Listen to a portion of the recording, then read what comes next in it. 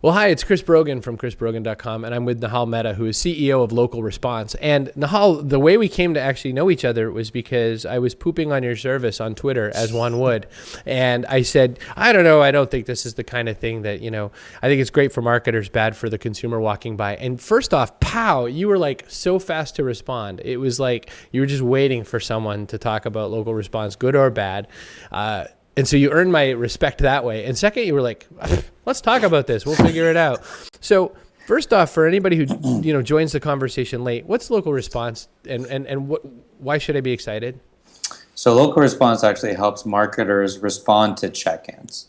And the concept of checking in is obviously a relatively new phenomena, obviously popularized by services like Foursquare, but also, and in fact, we're extracting the majority of our quote-unquote check-ins from services like Twitter, Facebook, Flickr, right? So when people just mention, for example, that they're shopping at Macy's on Twitter or Facebook, we actually run our own sort of fancy technology called natural language processing to extract and create a check-in out of that natural language. So Foursquare is only really under 5% of our total data. We're seeing that most users just mention where they are, right, on social media, or they take a geotagged photo, or they mention it on Twitter and Facebook. And so why we think this is a really big deal is because it's kind of a Dr. Evil number, but we think that we picked up close to 1 billion check-ins sort of on a monthly basis, both implicit and explicit. And all we're doing is we're helping marketers connect to these people through the check-in. Nihal, what would the use case be like then for the end user? So, I mean, it's obviously your buyer's a marketer. So you're trying to have, I don't know, PepsiCo get something better, or Starbucks, or whoever you want to use as your example. But now I'm Joe Check-in, and I have landed in Nashville, Tennessee, and I've done something that's indicated to one of your marketers that something's up. How do they process that? Yeah, so today, for example, you can tweet, I'm at McDonald's, or I'm at Walgreens, for example, and you'll actually get a message back from McDonald's or Walgreens, specifically back from their Twitter handle. So it doesn't come back from local response. The consumer doesn't even know that we're sending the message, right? It comes back from the business or brand the user's expressing a relationship with. Now that's really important because the end user thinks that we're trying to provide value to the end user, right? This isn't spam. This isn't a random marketing message. This isn't like that really ugly, untargeted billboard that you walk by, or that horrible television commercial, or even Facebook ad, right? That has nothing to do with what you're doing. This is in direct response to your own expression, and it's coming from the business or brand that you expressed. So when you say I'm at Walgreens, Walgreens will send you a message. It could be an offer for like a flu shot, right? If you say I'm at McDonald's, it could be to enlighten you about the new McDonald's Monopoly sweepstakes that's running. We're also doing some pretty cool things around sentiment targeting. So this was a funny campaign we ran a few weeks ago. If you actually tweet, I hate AT&T, or ATT fail, for example, which, by the way, thousands of people do on a daily basis, especially in New York or San Francisco, in congested markets. We actually helped Verizon send a $100 offer to switch to Verizon as a response to that message. And it comes from the Verizon Twitter account. Now, that campaign is actually performing at 140% click-through rate.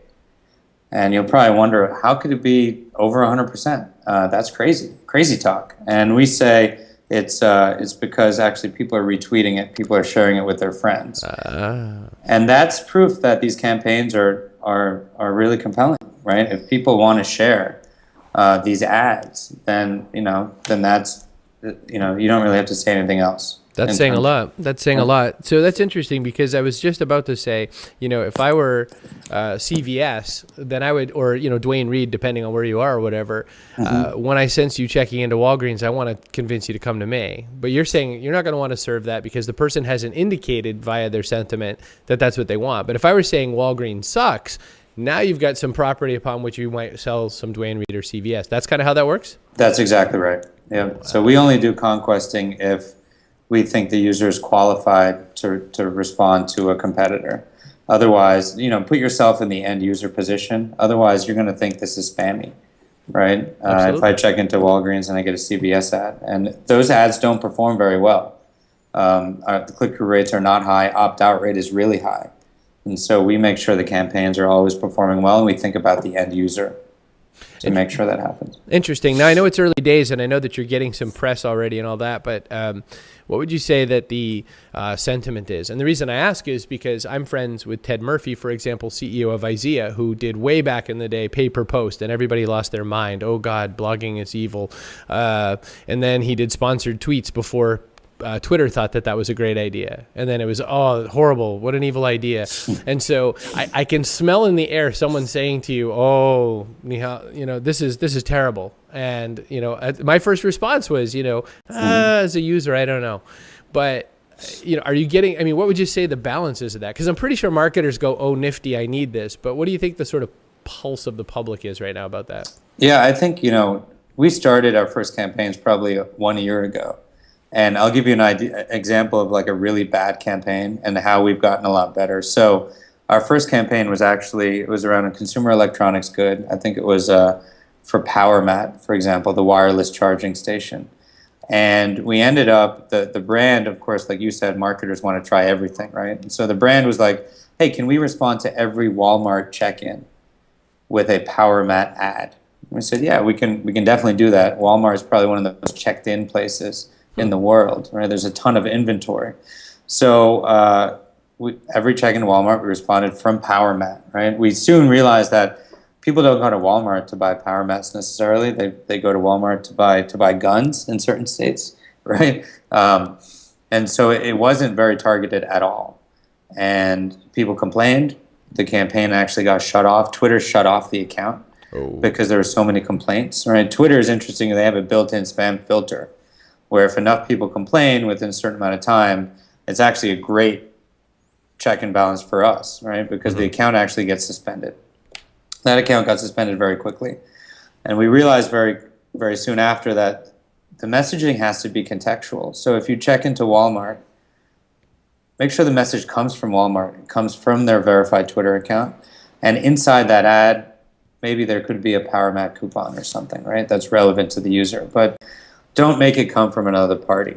And so when we turned that around and made it contextual on a one-to-one basis, I think that's when consumers reacted very positively. On average, in the past 2 months, we've had less than 1% opt out to our campaigns. None of our Twitter accounts have been suspended recently. Click-through rates, like I mentioned, Verizon is a unique case that was over 100%, but on average, we're doing about 35% CTR. So 1 out of 3 people will actually click on the link. So all the signs today, to your question, are pointing towards creating real value to the consumer. I think there's still a novelty involved, right? We're almost preying to the psychology of social media, which is when you post something, you want to get a response, right? I know for me, when I tweet, I look at my @ mentions. When you post to Facebook, you want to see your likes and your comments. And I think if you get a response from the brand or the business that you just talked about, like, you are psyched, right? You're really excited. This hasn't happened to you before. So you're going to click on the message. So those click-through rates will go down over time.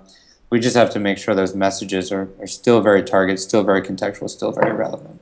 Awesome. So I know that I can reach you at Nihal Mehta at Twitter because you have clearly proven that to me. And I can also swing by LocalResponse.com to get a little bit of an insight into what you're talking about. Is that right? That's correct. Cool beans. Well, thanks so much for being available for this. I appreciate you taking the time to do an interview. Of course, I will continue to Twitter stalk you. Perfect. Thank you. Thanks, Chris.